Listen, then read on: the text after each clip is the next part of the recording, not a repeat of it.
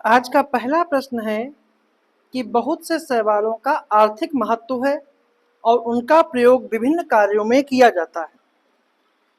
तो शैवालों के उपयोग के संबंध में कौन सा सही सुमेलित है, ये आपको बताना है कि क्लोरेला, वेलोनिया, लेमिनेरिया या फिर कैराड्रस। जो इसका सही जो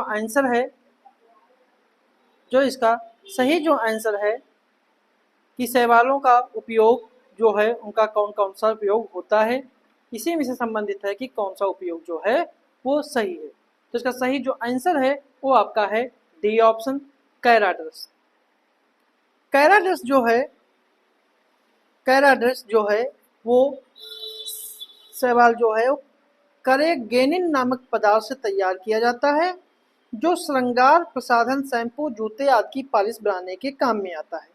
जबकि कृत्रिम ऊन के निर्माण के लिए, ठीक है, कृत्रिम ऊन के निर्माण के लिए सारगासम शैवाल का प्रयोग किया जाता है। ठीक है, और ऊन के लिए सारगासम और कैराड्रस जो शैवाल है उसका उपयोग शैम्पू, जूते, पॉलिश बनाने आदि में किया जाता है। अगला प्रश्न है, नीचे दिए गए कथन है एक को अभिकथन दूसरे को कारण कहा गया है।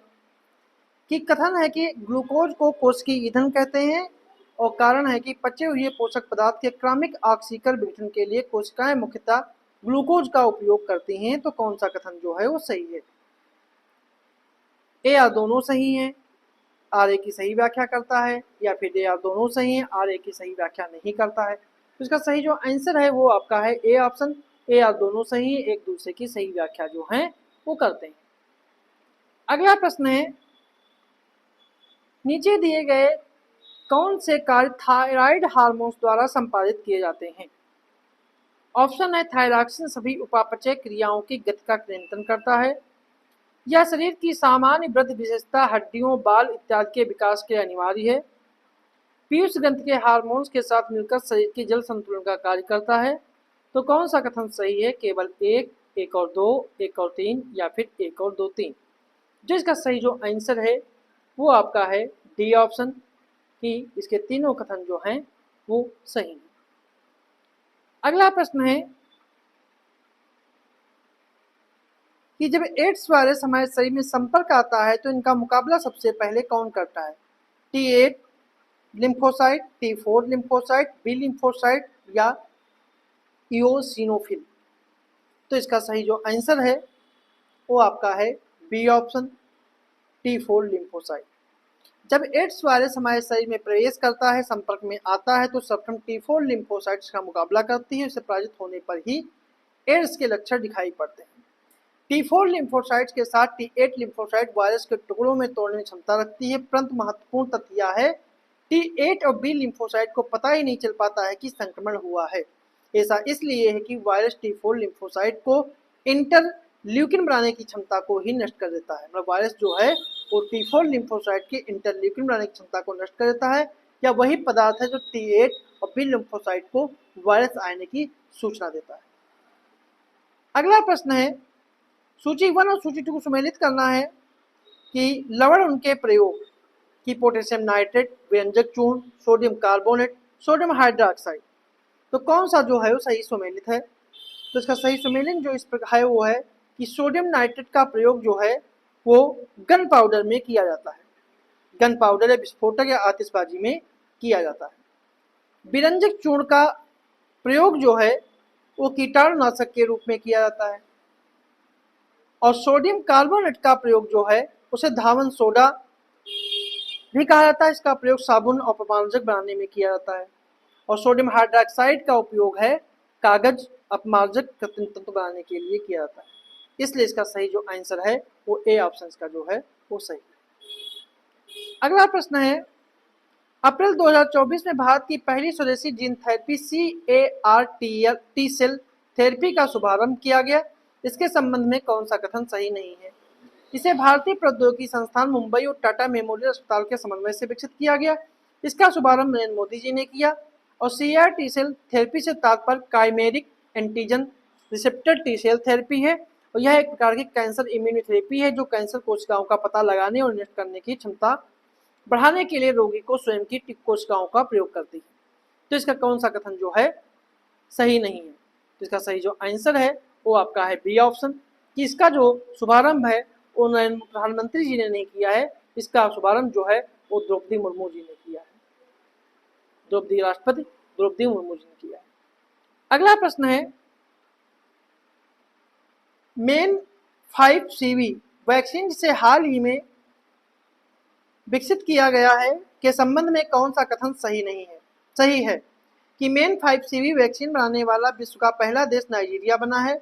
यह वैक्सीन मेनिंजाइटिस रोग को रोकने की सक्षम है और मेनिंजाइटिस रोग में मस्तिष्क और रीढ़ की हड्डी के आसपास की झिल्लियों में खतरनाक सूजन हो जाती है और WHO ने 2030 तक मेनिंजाइटिस को पूर्णतः समाप्त करने का लक्ष्य निर्धारित किया है।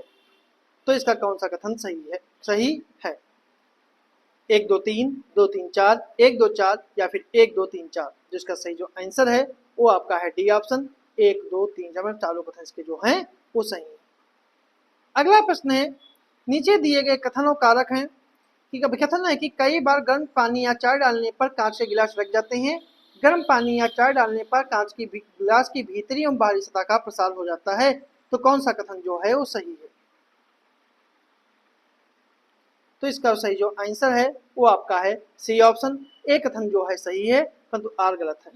क्योंकि कांच के गिलास कई बार गर्म पानी या चाय डालने पर रख जाता है। इसका कारण यह है कि गर्म पानी अथवा चाय डालने पर कांच का भीतरी सतह का प्रसार हो जाता है, जबकि बाहरी सतह का तापमान कम होने से बाहर की तरफ प्रसार नहीं हो पाता है, अतः अंदर तथा बाहर कांच के असमान प्रसार के कारण गिलास जो है चटक जाता है। ये सही है परंतु आर गलत है।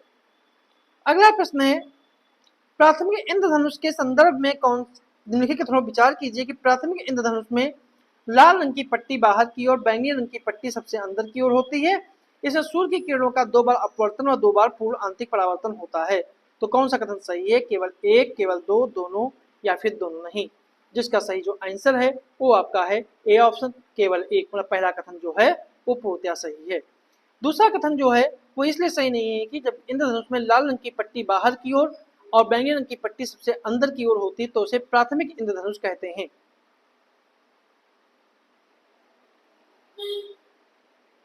तो उसे प्राथमिक इंद्रधनुष कहते हैं।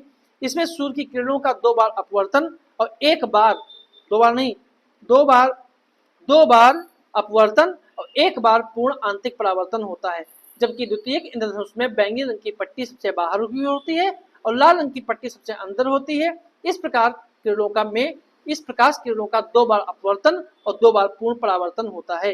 इसलिए पहला कथन सही है और दूसरा कथन जो है गलत है। अगला प्रश्न है निम्नलिखित में से कौन सा सुमेलित नहीं है? रुद्रसागर, लकवा, ढोलका, नरीमनम ये तेल क्षेत्र है, कौन सा सुमेलित नहीं है? 1 3, केवल 1, केवल 2 या फिर केवल 3? जिसका सही जो आंसर है, जो सही सुमेलित नहीं है वो आपका है केवल 1। मतलब पहला जो है यही सुमेलित नहीं है, क्योंकि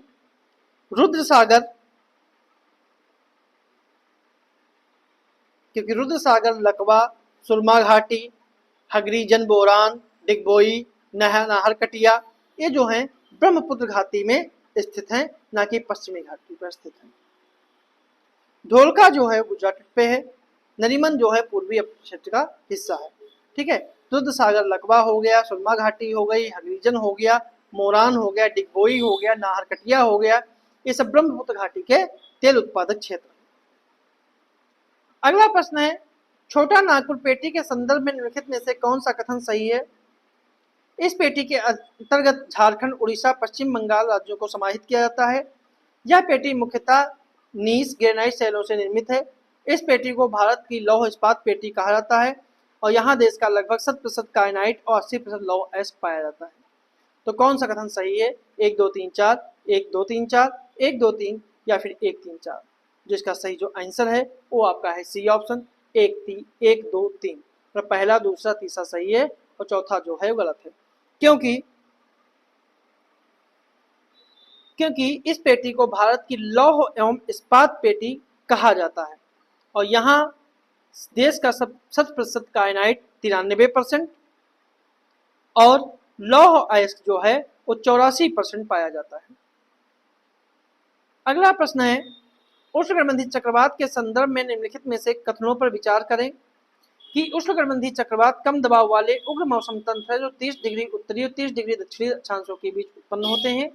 और उष्णकटिबंधीय चक्रवात एक उष्मा इंजन की तरह होते हैं जिसे ऊर्जा समुद्र सतह से प्राप्त जलवाष्प के संघनन प्रक्रिया से छोड़ी गई गुप्त उष्मा से प्राप्त होती है। तो कौन सा कथन जो है वो सही है? केवल एक, केवल दो, दोनों या फिर दोनों नहीं। जिसका सही जो आंसर है वो आपका है सी ऑप्शन। इसके दोनों कथन जो हैं वो पूर्णतया सही है। अगला प्रश्न है, ये थे हमारे आज के कुछ प्रश्न।